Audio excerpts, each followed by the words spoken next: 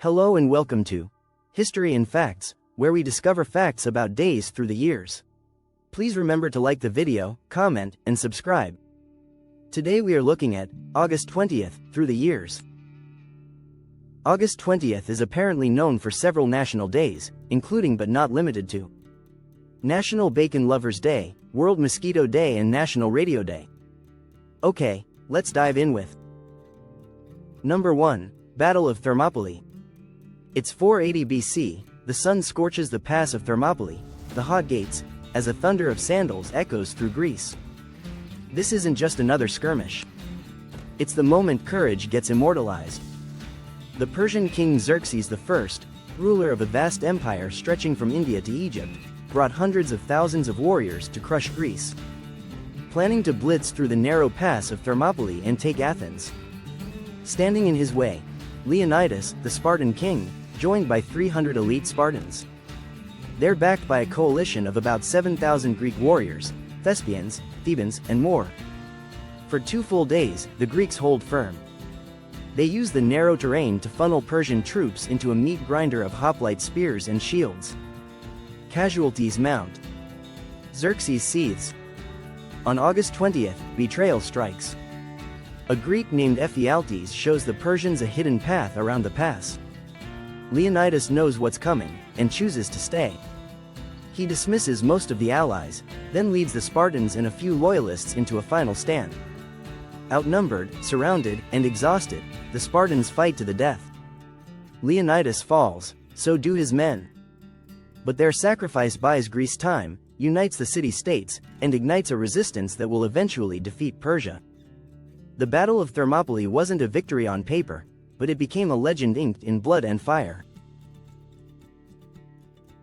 Number 2. The Pendle Witch Trials. Lancashire Castle looms under a grey sky. A crowd gathers, murmuring with anticipation and fear. 10 accused witches, 8 women, 2 men, are about to face the noose. Their crimes: sorcery, taking lives, and consorting with the devil. Lancashire, 1612. A region steeped in superstition, Catholic resistance, and poverty. 2 matriarchs, Old Demdike and Mother Chattox, are known as cunning women, village healers who dabble in charms and herbal remedies. But when a peddler named John Law suffers a stroke after refusing pins to Alison Device, the granddaughter of Demdike, accusations fly. Justice Roger Noel smells witchcraft. He interrogates Alison, who confesses and implicates her own family and rivals.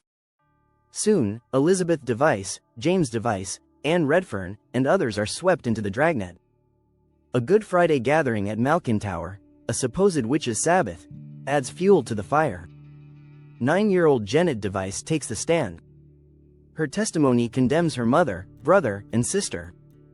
In a courtroom twist worthy of Shakespeare, Elizabeth Device is dragged out screaming as her daughter calmly delivers damning evidence. Held at Lancaster Assizes from August 18th to 19th, the trial is swift and brutal. No defense lawyers. No presumption of innocence. Confessions, hearsay, and superstition rule the day.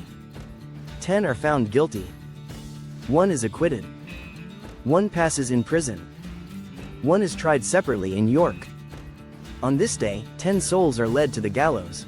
Among them, Alice Nutter, a wealthy widow who maintained her innocence. Anne Whittle, Chattox, who confessed and begged forgiveness. Alison Device, who collapsed in tears when faced with her victim. The Pendle witches weren't just victims of superstition, they were casualties of fear, politics, and a society desperate to explain misfortune. Number 3. Tchaikovsky's 1812 Overture. On August 20th, 1882, Pyotr Ilyich Tchaikovsky's 1812 Overture thundered into the world with its first public performance in Moscow, conducted by Ippolit Altany under a tent near the unfinished Cathedral of Christ the Savior.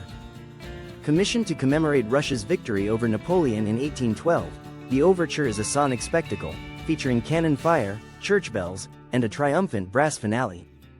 Tchaikovsky himself wasn't fond of the piece, calling it very loud and noisy, but without artistic merit, yet it became one of his most iconic works.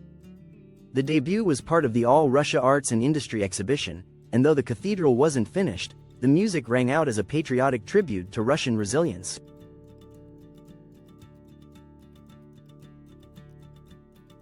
Number 4. Dial telephone patented.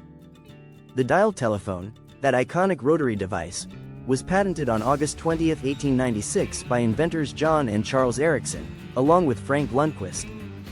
Their design automated the process of connecting calls, eliminating the need for a human operator to manually patch lines through a switchboard. Think of it like trading your grandma's "hello, operator" for "hey Siri, call Dave." This invention laid the groundwork for the Strowger switch, an early automatic telephone exchange developed by Almon B. Strowger, which became commercially viable in the 1890s. The rotary dial itself allowed users to send electrical pulses corresponding to each digit, revolutionizing how people interacted with the telephone system. It wasn't just a gadget, it was a cultural shift. The dial became a symbol of independence, privacy, and progress.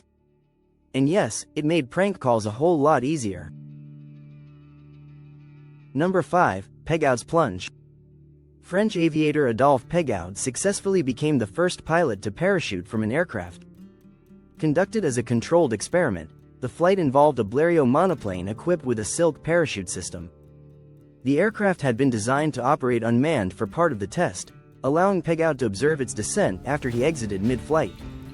Prior to this event, Pegoud had studied the flight trajectories of unmanned planes after engine cutoff and noted their looping descent. Convinced that a pilot might survive such conditions, he proposed and executed the parachute test to demonstrate aerial escape feasibility. During the descent, Pegoud struck the aircraft's tail, sustaining a shoulder injury before landing in a tree. Despite this, the test was considered a success and marked a pivotal advance in aviation safety. Pegoud would go on to become the first fighter ace in World War I, until he was tragically shot down by a former student.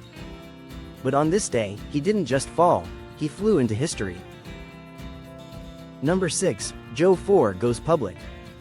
The Soviet Union officially confirmed its first hydrogen bomb test, the RDS-6S, aka Joe 4, detonated 8 days earlier. Designed by Andrei Sakharov, it wasn't a full two-stage H-bomb, but its layered design packed a 400 kiloton punch. Soviet newspaper, Pravda called it a mighty thermonuclear reaction. Unlike the US prototype, Joe 4 was air deliverable, and Cold War tensions spiked. One press release, one explosion, and a giant leap in the arms race. Number 7. Voyager 2. The Grand Tour begins. NASA launches Voyager 2, a spacecraft with a golden record and a one-way ticket to the outer planets. Its first stop, Jupiter, but that's just the opening act. This wasn't your average space probe. Voyager 2 was built to ride a rare planetary alignment like a cosmic slingshot. Jupiter, Saturn, Uranus, Neptune, all in one go. It would become the only spacecraft ever to visit all 4 gas giants. Powered by plutonium and packed with instruments, it snapped thousands of photos, sniffed atmospheres, and even discovered new moons. And just in case aliens found it, it carried a gold-plated LP with greetings in 55 languages and Chuck Berry's "Johnny Be Good." Almost 50 years later, Voyager 2 is cruising through interstellar space, more than 12 billion miles from Earth, and still phoning home.